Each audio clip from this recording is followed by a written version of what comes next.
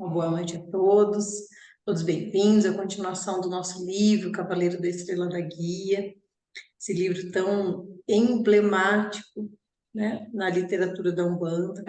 Nós paramos uma parte do livro em que ele luta novamente nos sonhos com seres do ar. A gente parou nessa parte.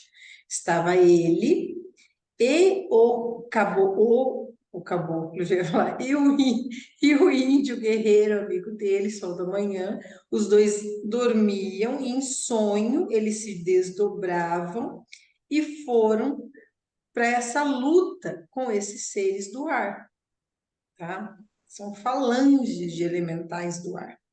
E todas essas falanges sempre têm, obviamente, então, os elementais de esquerda e de direita, não se esqueçam disso. Todos os elementos têm também a sua bipolaridade. Tem os negativos e os positivos. Tem a esquerda e a direita também nos elementais. Então, quando o Preto Velho falou, ó, você domina os elementais positivos do ar, os negativos você não domina. Tá? Então, tem um equilíbrio também nestes outros reinos. O Rubens Saraceno, ele trata muito disso, né? Nos livros, em vários livros, na verdade, ele trata dos elementais de esquerda, né? E dos ataques, inclusive, entre forças entre um e outro, né? Uma coisa bem mais. A gente tem que abrir muito a nossa mente para conseguir imaginar, para conseguir chegar, né, nessas situações. Então, a gente imagina, lógico, muitos, só para a gente contextualizar, muitos médiuns saem do corpo durante o sono, mas nem todos. Ah, porque eu dormi, fui fazer isso, fui fazer aquilo. Oh, meu povo, olha, vamos com bastante calma. Ah, é porque eu sonhei que eu estava não sei onde. Não, não, não, não, não. Nem todo sonho é sonho mediúnico. Eu falo isso, tem alguns filhos que estão aqui, inclusive, que eu vivo dando bronca. Por quê? Porque, eu sonhei tal coisa, então a minha pombagira está querendo falar comigo. Para com isso. Depois de umas 50 vezes que eu mandei parar com isso, a pessoa. Gente, não é assim. A gente sonha com as coisas mais aleatórias. Olha, a nossa mente, a gente é muito fértil. Então, a gente não pode tratar todo sonho como sonho mediúnico. O que eu costumo dizer? Quando o sonho é mediúnico, ele causa uma impressão e uma sensação diferente. Quando você tem um sonho que foi desdobrado, você tem é uma sensação muito forte, muito nítida. Você geralmente não precisa nem perguntar para ninguém, porque você sabe, você sente que aquilo aconteceu, tá? Há muito, só para vocês terem uma ideia, como a gente está falando aqui das lutas em sonhos, eu vou dizer para vocês que, assim, eu era, não era adolescente, eu já era adulta, mas, assim, 20 e poucos anos, tá? Eu me lembro, eu nem sonhava com Umbanda. Não tinha nem ideia do que era, nunca tinha visto ou ouvido falar nada de Umbanda. Mais uma vez, eu estava em sonho, e aí depois eu tive certeza que. Depois eu vou explicar para vocês, só para vocês terem uma ideia desses sonhos, até onde eles vão. Eu estava num sonho, eu estava num lugar, era tipo um conjunto de edificações, de prédios, assim, e eu estava fazendo uma luta ferrenha com o povo lá, que era um povo lascado, e eu estava num combate, era um combate energético com aquelas pessoas que moravam naquele lugar, estava tendo um ataque muito forte, tá? E no meio do sonho, que não foi sonho, esse eu tenho certeza depois que foi desdobramento, eu vi que eu ia ser derrotada. Eu senti aquela energia assim que estava me derrotando, que eu não estava dando conta. Nisso, no sonho, veio um ser, e esse ser eu me lembro claramente dele, mesmo passado, sei lá, mais de décadas, tá? Eu não vou descrever aqui para não influenciar, mas não era nada de Umbanda, tá, gente? Não era uma figura exatamente de Umbanda. Mas veio aquele ser que era multicolorido, com roupas, cabelos diferentes, E esse ser veio, diz que ele só fez assim, ó, só me colocou para o lado e manipulou a energia com as mãos e derrotou tudo. Porque no sonho ele falou, ó, aqui você não aguenta a boca, não, aqui você não aguenta que eu vou ter que te ajudar. Décadas depois, assim, mais de uma década depois, eu recebi a comunicação deste espírito. E como que eu conheci? Porque eu vi. Como eu vi no sonho, eu vi, e quando eu percebi a forma, né? Eu não vejo constantemente, mas nesse caso eu vi. Eu falei, nossa senhora, é o homem do meu sonho, lá de década atrás, mais de 10 anos atrás. Gente, esse homem falava, ele tinha um linguajar tão refinado, tá? E ele falou tanto, ele deu tanto ensinamento maravilhoso que, assim, eu lembro que eu fiquei extasiada. E ele explicou, inclusive, que ele não era um guia de Umbanda de incorporação. Ele falou, olha, só para fazer um parâmetro, ele disse, eu sou da parte administrativa, para a gente poder relacionar, entender. Então, ele não era da parte operacional dos guias que vêm, que incorporam, que estão trabalhando ali no terreno, mas ele é um mentor que trabalha na parte de organização da Umbanda, das casas. E ele era, assim, extremamente instruído, as cores, as coisas, era tudo diferente. Então, depois, muitos anos depois, eu tive certeza que isso não foi só um sonho, né? Não era sonho, por quê? Porque depois esse mentor veio, inclusive se identificou, falou. Aí eu tive certeza. Mas isso, assim, são casos, gente, episódios raros, pontuais. Tem gente que tem mais facilidade em sair do corpo, mas não é todo mundo. Cuidado com essa. Ai, meu Deus, eu saí do corpo, fiz isso, fiz aquilo. Algumas pessoas têm facilidade, tá? E essas coisas vão se confirmando, tá? A paralisia do sono, a gente vai.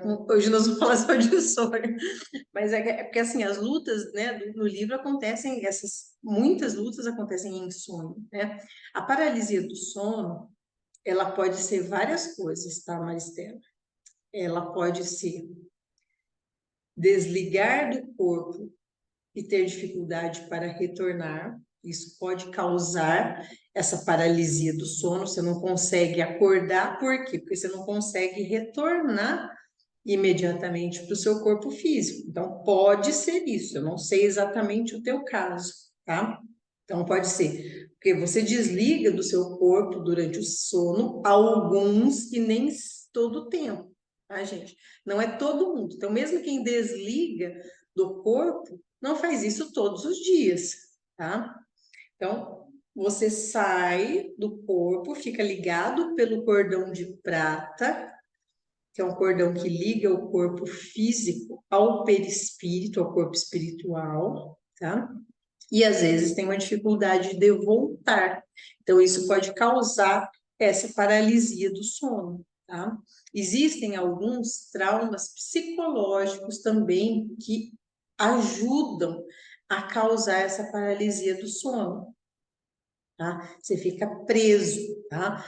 Por quê? Então, porque trauma, não é trauma assim, você está preso num sonho ruim, é sonho mesmo, criação da nossa mente, e você mesmo não consegue despertar. Isso também pode causar paralisia do sono.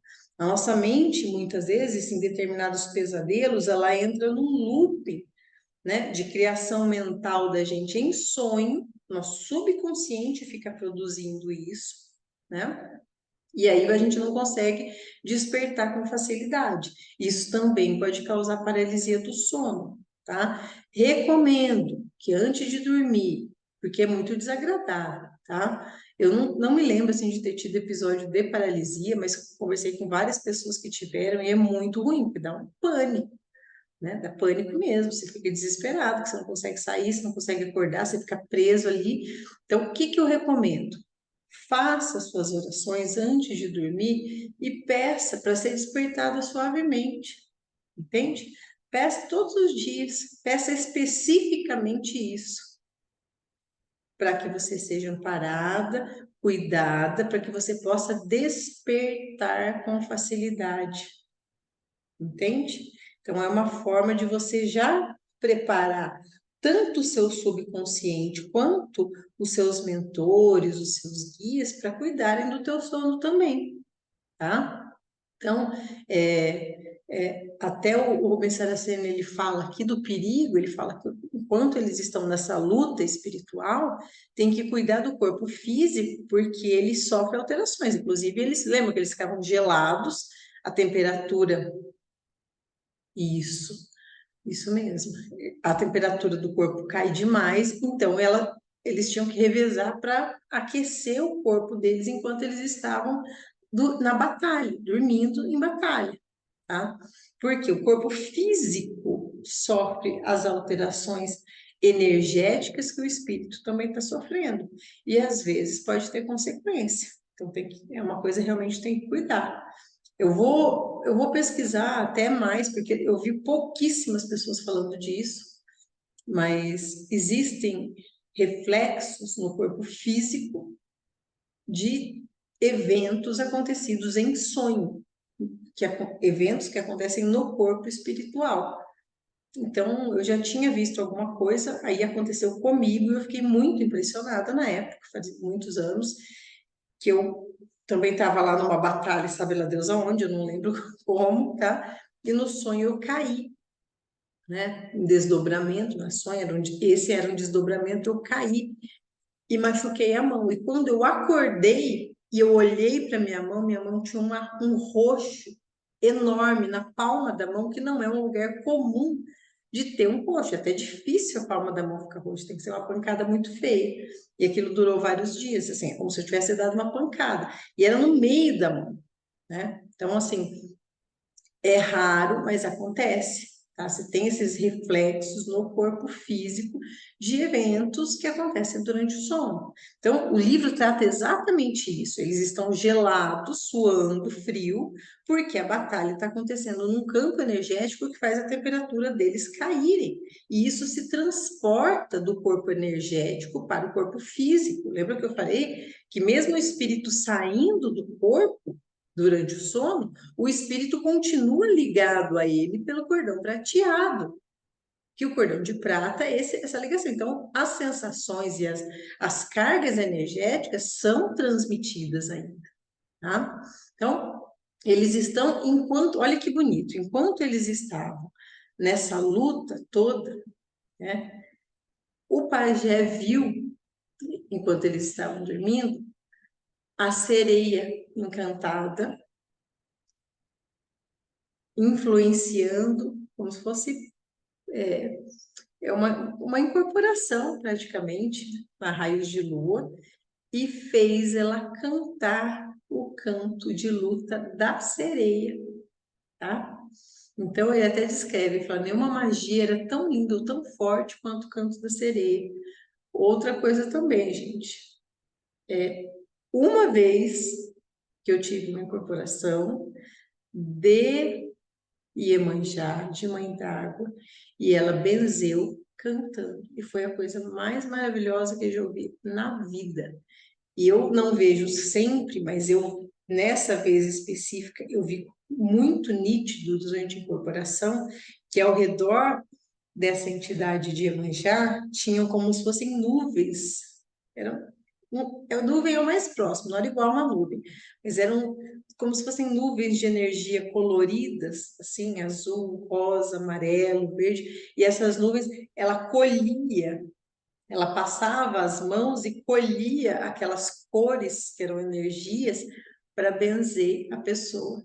E cantando um canto maravilhoso, benzeu cantando. Então, o que ela está descrevendo aqui foi uma única vez, tá, gente?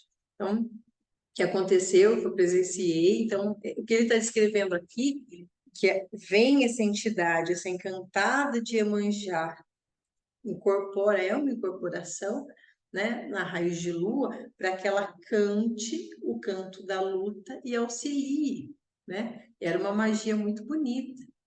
E aí, até quando o pajé viu, ele falou, nossa, o pajé branco é um homem de sorte. Ali do lado dele estavam duas mulheres que o amavam, que estava Sara e Raiz de Lua, né? E o espírito do mar, que a sereia encantada também o amava, né?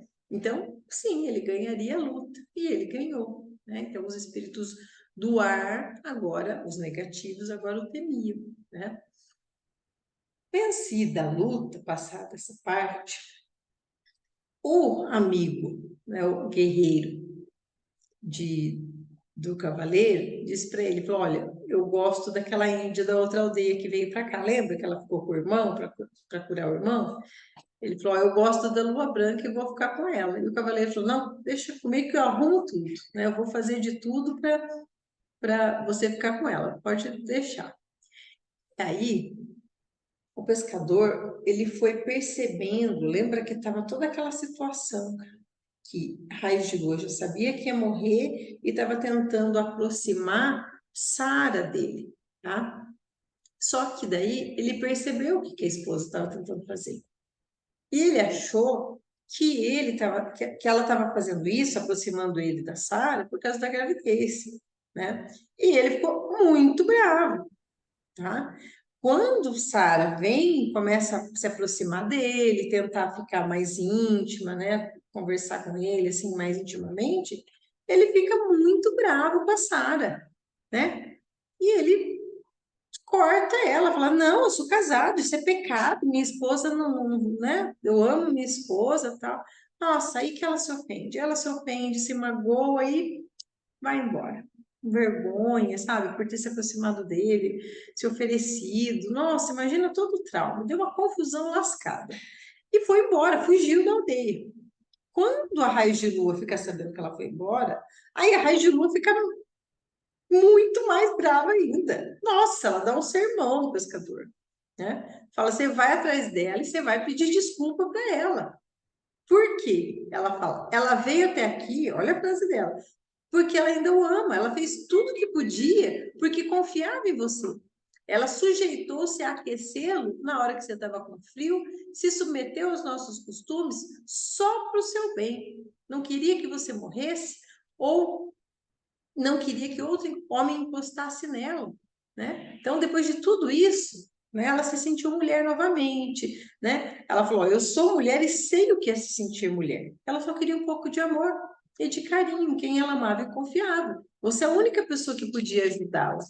E você desprezou ela, então você vai atrás dela e você vai pedir desculpa. E aí ele foi, né? Lógico, obedece. Até o Cavaleiro da Estrela da Guia obedece a esposa.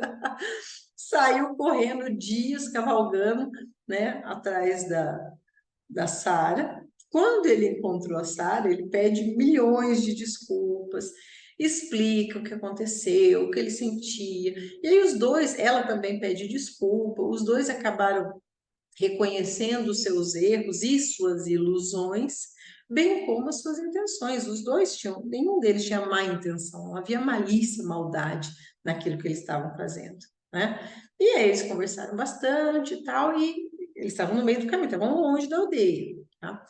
Aí ela fala, ela pede para ele, fala, olha, de tudo isso que aconteceu, você não poderia me dar um presente, me dar uma coisa só para eu recordar de como é ser mulher e pede um beijo para ele. E ele aceita, ele fala, então tá, é um beijo, vai ser o meu presente para você levar, para você guardar, para você lembrar de como é ser mulher. E eles se beijam, tá? Então foi um único beijo inocente e ele volta para a aldeia e a Sara vai com o padre, né, para o vilarejo. Quando ele volta para a aldeia, né, ele já arruma todo o casamento de sol da manhã com a Índia, né? Com a Índia da outra aldeia, já faz aquela festa e tudo mais. Mas começam depois disso os preparativos para o parto de Raios de Lua. E quando inicia o trabalho de parto, a Sara e o padre retornam para a aldeia porque eles queriam ficar com a Raios de Lua nesse momento que era muito difícil. E eles sabiam que ela ia morrer, né?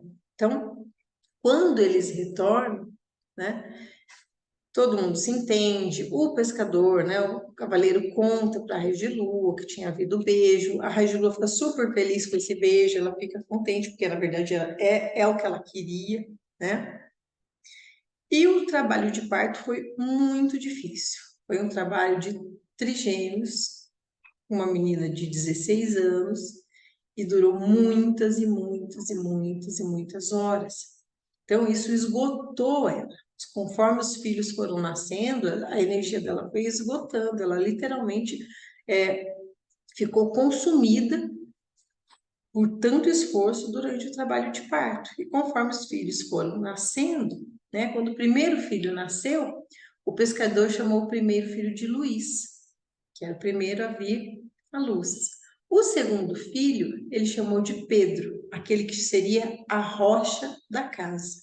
E o terceiro, ele deixou para a raiz de lua escolher o nome, né? Porque ele se parecia mais com um índio. Só os olhos que eram do pescador, que eram cor de esmeralda, né? E nesse momento, quando nasceram os três, que o pescador olha para sua estrela e ele percebe que a estrela está apagada e ele fica desesperado. Ele entendeu, ele falou: Nossa, minha estrela está apagada. A hora da lágrima chegou e todo mundo avisava, falava, né? A minha estrela apagou, não está mais me protegendo. Ele fica desesperado, né?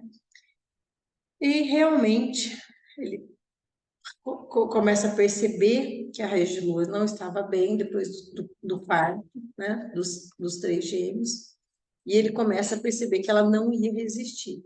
Nisso, o pescador falou para o velho pajé com a voz embargada. Ele falou: Olha, meu Deus, isso não pode acontecer. Não é justo comigo que Deus faça isso.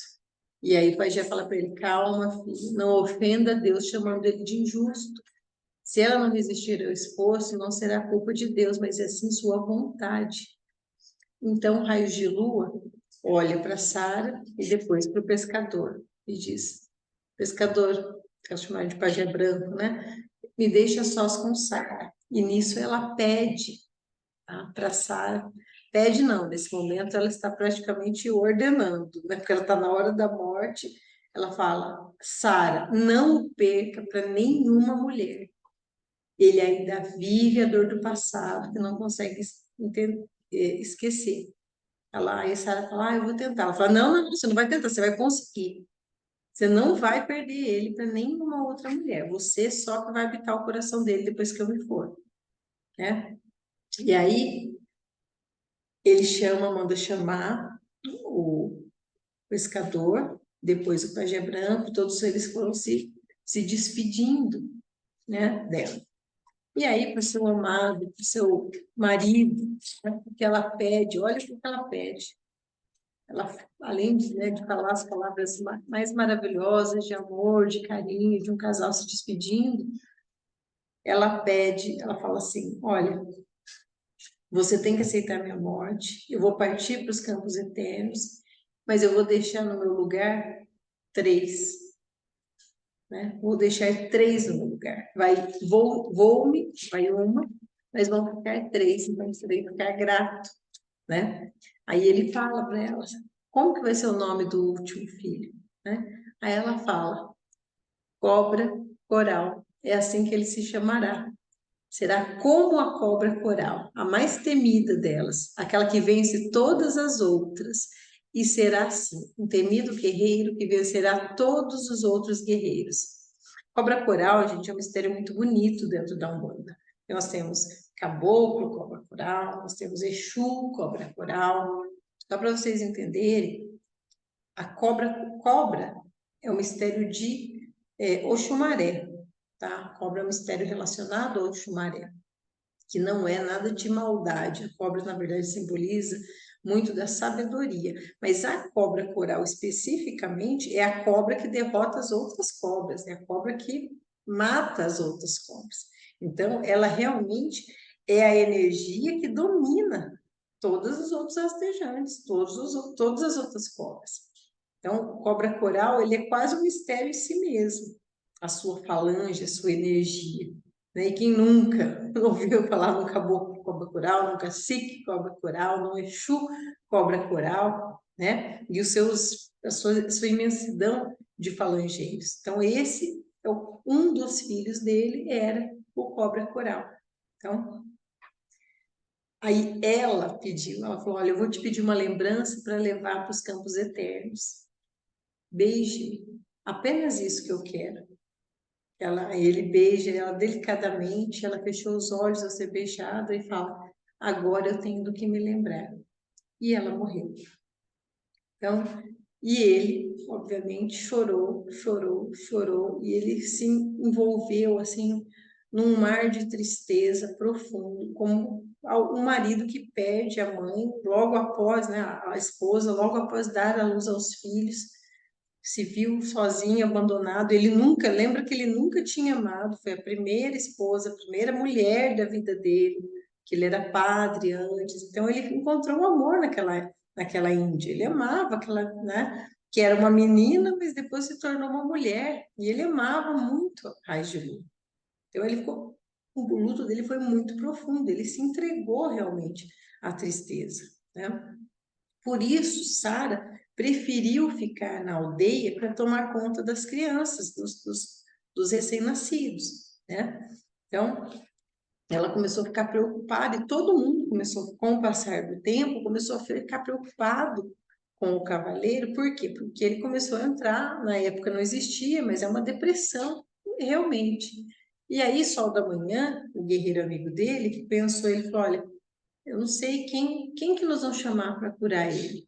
Quem que pode ajudar ele? Porque ninguém mais conseguia, todo mundo tentou e ninguém conseguia ajudar. Aí o Sol da Manhã falou assim, eu vou buscar aquele pajé negro, que aquele pajé negro é capaz de curar ele. E foi buscar João de Mina, né? Então, João de Mina veio, foi até a aldeia, né? E realmente, ele era um curador e um consolador dos escravos sofridos. Então, ele sabia o que era sofrimento e sabia como curá-lo, né?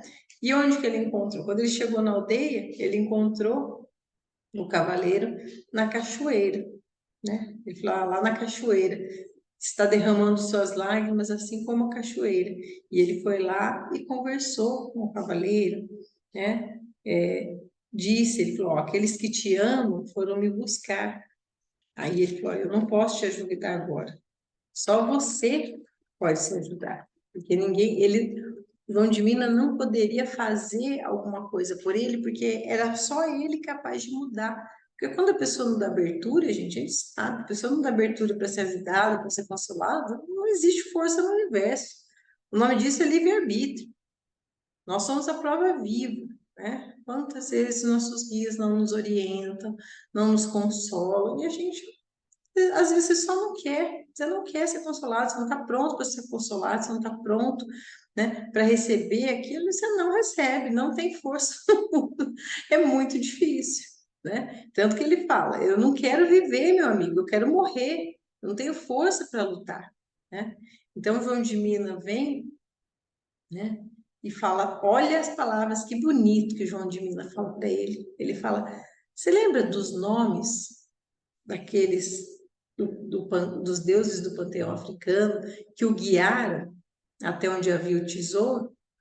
Ele fala assim, eu me lembro do nome de todos, jamais o esquecerei.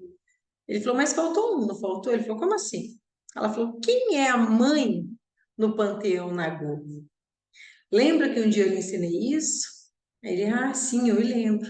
E Naê, a mãe d'água, a sereia do mar, a senhora da coroa estrelada. Lembra que o símbolo de Iemanjá é a coroa. Um dos símbolos mais fortes de Iemanjá é a estrela de 5 pontas, tá? Aí, João de Mina fala, é ela que estava longe do seu reino, que é o mar, não deixou de ajudar você também. Se os outros orixás do panteão guardavam um tesouro para você, alguém tinha que segurá-lo aqui. Senão você partiria e o tesouro não serviria para nada. Ela não deu o melhor presente entre aqueles que tinha para lhe oferecer. Aí ele fala, qual que era? Né? Ela lhe deu o amor, meu filho. O amor na forma de uma moça índia, bonita e meiga, mas perseverante no seu objetivo, que era segurá-lo aqui para que você encontrasse o tesouro que nos daria paz. Então, foi Iemanjá, deu o amor para ele, para fazer ele ficar na aldeia, para ele conseguir achar o tesouro, salvar os escravos, ajudar os judeus. Ou seja, ele ajudou todo mundo porque ele ficou na aldeia. Vocês estão vendo a lógica das coisas, né? Então, ele fala, como uma ostra que para revelar uma linda pérola, precisa morrer, a sua amada, para lhe dar suas pérolas, também morreu, né? E nisso você foi agraciado, porque foram 3 pérolas, né? Então, será que a sereia não sabia o que estava fazendo? Quando fez você sentir o calor do verdadeiro amor? Ou será só que ela estava só tentando torná-lo mais humano? Dando-lhe uma das suas sereias encarnadas, mesmo sabendo que iria morrer, não teve coragem de dizer o que sabia sobre o futuro. E ainda assim morreu feliz, porque se multiplicou por 3. Aí ele para, ele fala, como assim? Ela sabia que ia morrer? Ele fala, sim, ela sabia. Ela sabia que ia morrer, né? Aí, olha as palavras de sabedoria. Eu sei que na hora do sofrimento, gente, vou desenvolver para vocês. Ele diz, João de Minas diz assim, pescador, você não se pertence. É apenas um instrumento de Olorum, o Criador. Você pode fugir de suas responsabilidades perante Ele, mas não fugirá de você mesmo. Você pertence a Ele. É o cavaleiro da estrela da guia para os negros, o cavaleiro de Inaê e Abá. Ela não sai do mar para acudir os filhos, mas manda seus cavaleiros percorrerem a terra, distribuindo ajuda onde se faça necessário. Aí ele fala, mas por que eu tive que sofrer tanto, meu amigo? Somente quem sofre pode entender a dor do seu semelhante. Quem não sofre não sabe o que é a dor e nem como curá-la. Isso eu também sei. E aí, gente, vou dar uma pausa. Essa é a perfeita significância, a perfeita ilustração e imagem de empatia, que é uma palavra tão fraca. Empatia é uma palavra tão bobinha, assim. Você tem que se colocar na pele do outro.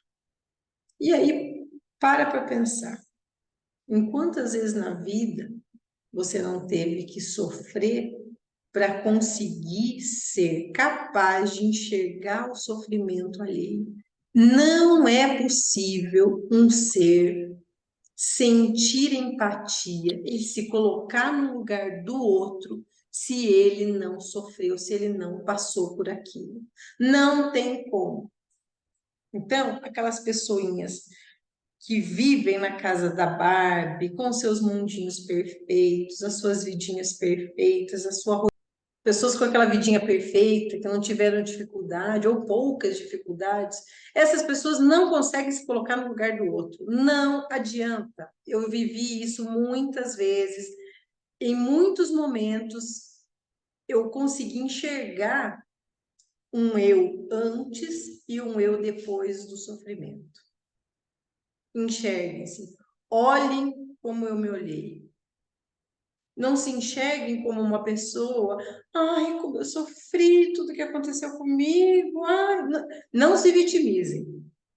Olhem no espelho, como eu tive que me olhar, e me olhei muitas vezes, e me olho ainda até hoje, e observem o quanto o sofrimento faz você enxergar a dor do outro. Se você nunca passou fome, você não sabe o olhar de vergonha da pessoa que está com fome e com vergonha de pedir alimento.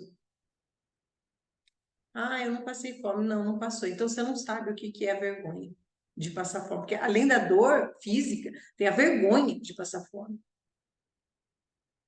Não adianta, você não consegue se colocar de verdade no lugar da outra pessoa. A pessoa que sofre preconceito, ela reconhece no olhar do outro, no hálito, eu falo que cheira. Ela sabe o que o outro está passando, ela se compadece porque ela passou por aquilo. Aquela mulher que sofreu num casamento ruim, abusos, sofrimento, menosprezo, ela consegue reconhecer uma outra pessoa na mesma situação. Ela consegue se condoer, se sensibilizar com aquilo. Quem não passou pelo sofrimento não consegue ter empatia. E aí você pega uma grande leva de pessoas nessa existência que não passaram por... tiveram uma vida suave. E elas... Eu não gosto de pena, mas é esse o sentimento que eu tenho, é pena. Porque pena não é um sentimento bom. Pena é um sentimento péssimo. Mas eu consigo... É pena.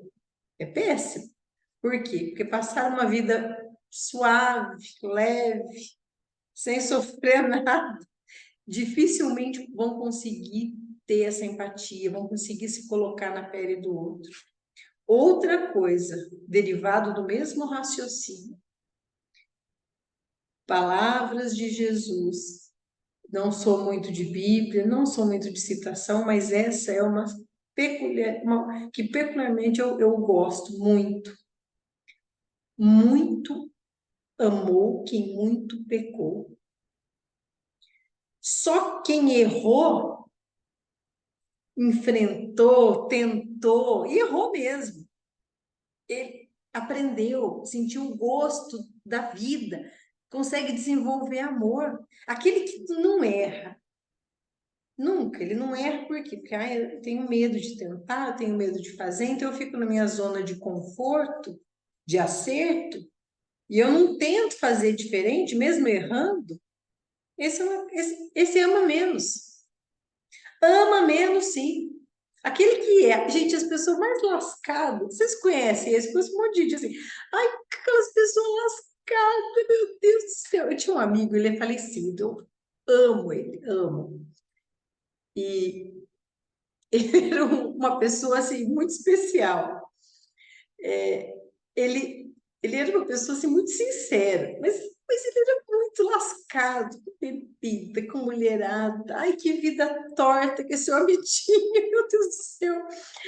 E ele era muito sincero. Então, o que que ele falava? Ai, lá pelas tantas, sabe? Tipo, 50 e tarará da vida já. Ele fez faculdade comigo, bem mais velho.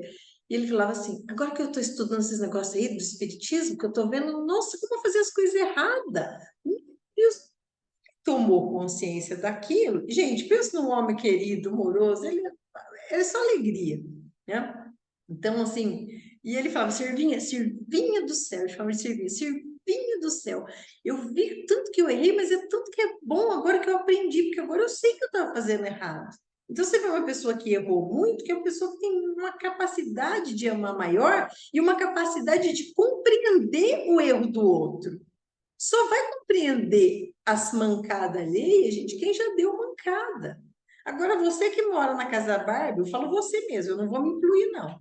Quem mora na casa da Barbie, sabe, naquele mundinho perfeito, que nunca deu um passo em falso, não erra, porque está na zona de conforto, tá? Essa pessoa não consegue compreender o erro do outro, não consegue compreender o que leva o outro a errar, entende?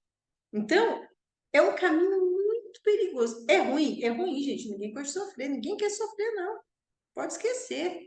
Você pergunta para mim, não, eu vou sofrer porque daí eu vou ser mais empática. Estou dispensando. Ninguém quer, mas a gente, é fato, é evidente que quanto a gente mais sofre, a gente consegue ter essa empatia. A gente consegue, primeiro, quanto mais você sofre, mais resistente você fica. A gente cria uma resistência e dá importância mesmo. Quando você tem sofrimentos muito, passa por sofrimentos muito grandes, muito intensos e aprende a lição. O que que é aprender a lição? Gente, aprender a lição é não guardar aquela experiência com rancor, que aí você não aprendeu a lição. Concorda? Ela não te fez bem nenhum. Quando você observa aquela situação de sofrimento sem rancor, você aprendeu, e os outros sofrimentos ficam infinitamente menores, tá? Infinitamente menores. Então, em vez de se vitimizar com o sofrimento, encara ele de frente. Encarar de frente não é não sofrer. Entende isso? Assim, não é não sofrer. Não é falar, ai, não, eu vou enfrentar isso que eu não vou sofrer. Não, gente, é sofrer. Se o negócio é sofrido, é um sofrimento, seja perder o emprego, perder um ente querido, ter uma doença física horrorosa, enfrentar isso não é dizer, eu estou doente, estou aqui com câncer terminal, mas eu estou bem. Não, gente, isso é hipocrisia, pelo amor de Deus, está bem coisa nenhuma, para. Né? Você acabou de perder o emprego, você perdeu o ente querido, você está na merda, desculpa a palavra, você está péssimo. Mas você usa aquilo, usa esse sofrimento como aprendizado. Passa, vive tudo aquilo, processa e olha, fala, puxa vida, esse sofrimento me fez ser uma pessoa mais compreensiva com a condição humana, que é o que a avó fala constantemente. A gente está dentro do terreiro, não é para receber ninguém, não. Ela fala constantemente. Aqui, a caridade talvez seja o menor dos objetivos. Aquilo que aparentemente é caridade é só uma forma de fazer a gente, todos nós médios, aprendermos sobre a condição humana. Entende? Então, esse sofrer faz olhar os outros, não ser indiferente ao sofrimento alheio. Entende? A pessoa passa do seu lado e você não percebe. É diferente de ser intrometido, gente, pelo amor de Deus. Tá? Não vai ser intrometido, mas você olha e reconhece, e você, aprendendo a reconhecer, você sabe também como agir. Tá?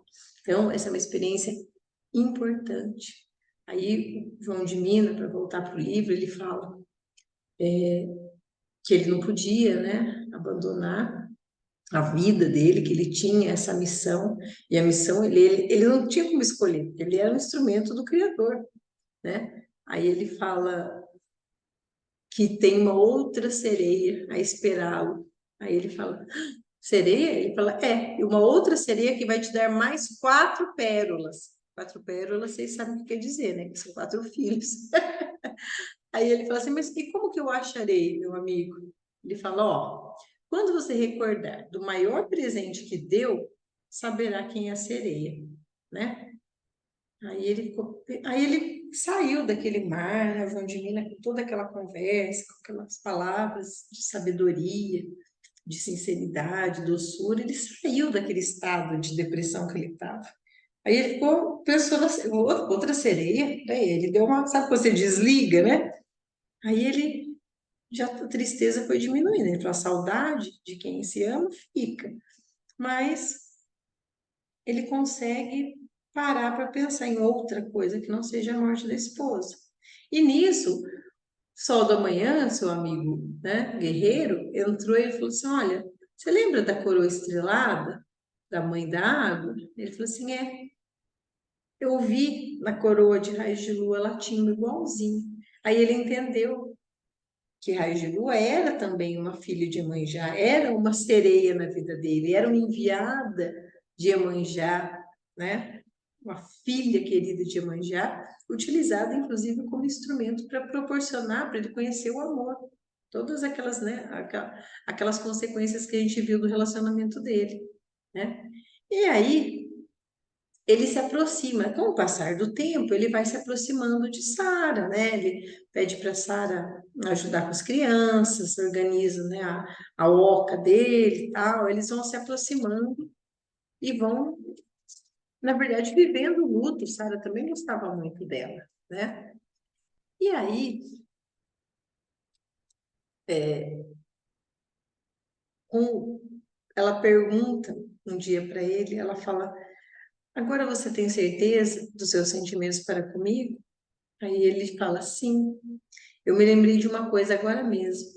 Um dia eu dei um presente muito valioso a alguém e também fui recompensado. O mesmo presente que dei a Raiz de Lua.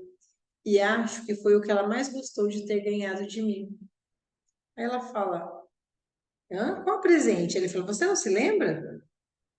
Aí ele fala: lembra que quando a gente estava, né? Você estava saindo da aldeia, você me pediu um presente para gente, para você se sentir mulher? Aí ela fica rubra, o coração dispara, porque daí ela lembrou que o presente que ele deu para ela foi o mesmo que ele deu para a Regilua, que foi um beijo. E aí aí ela sabia das palavras de João de Mina, que a próxima sereia era a que tinha o mesmo presente. Aí ela se tocou que ela era a nova, que ia ser a outra sereia na vida dele, ou seja, a nova esposa na vida dele. Aí nisso, quando ela percebe isso, o coração dispara, os sentidos escapam, né? E junto ela começa a sentir as tonturas. Ele abraça ela e fala: não quero uma mulher que desmaie tão facilmente. E aí eles ficam juntos. Isso passado um tempo, tá, gente? Mas aí ele reconhece nela, na Sara, a sua outra sereia, que lhe daria as outras 4 pérolas, ou seja, mais 4 filhos. Então, ele renasce, ele vira um novo homem depois da partida, né? Depois de um bom tempo de luto, de tristeza, de sofrimento. Ele se encontra que, na verdade, Sara era um grande amor seu do passado, aquele amor platônico, de só observar, tá? Nós vamos continuar em sebo. O que a gente faz aqui é fazer observações dentro da história com os ensinamentos do autor. O objetivo aqui não é contar só a história, é que eu procuro não omitir muita coisa da história para que não fique muita coisa solta no ar. São muitos detalhes que depois são importantes, tá? Até para a gente entender todo esse contexto. Mas, assim, leia um livro. O que a gente faz aqui não substitui a leitura e o estudo que vocês têm que ter em casa. Tá? Aqui é só uma parte da dedicação que vocês têm que ter. Tá? A Umbanda não se aprende no YouTube, no TikTok, tá, gente? Pelo amor de... Tem coisa legal, tem coisa interessante, trechos, tal, mas pelo amor de Deus, vocês têm que ler. Ler um livro inteiro, tá? Inclusive, quando eu comecei o estudo, foi para obrigar o povo a ter que ler. Então, aproveite, eu não posso, né, ser na força. Aquele que não estuda é aquele que dá problema, via de regra. Tá? Você pode pegar todos os médios que dão problema dentro do terreiro, é uns 80%, 90% não frequentam o estudo. Ah, e os que estudam, então não dão problema? Não, mas dá bem menos. Entende? O conhecimento literalmente é o caminho para a evolução, né? Então a gente tem que se preparar. A Umbanda tem fundamento, é preciso preparar, ok? Eu espero todos semana que vem. Fiquem todos com Deus. Preparem para a gira sempre de sábado, cumpram seus preceitos, fiquem em preces e se preocupem menos com as coisas alheias, mais com as coisas de cada um, né? Sempre falo isso. Evitem aos novatos aí que estão chegando, Ramon e a Nathani, evitem grupinho, gente. Vocês querem se dar mal na vida de Umbanda, é você ficar com um grupinho dentro de terreiro, tá?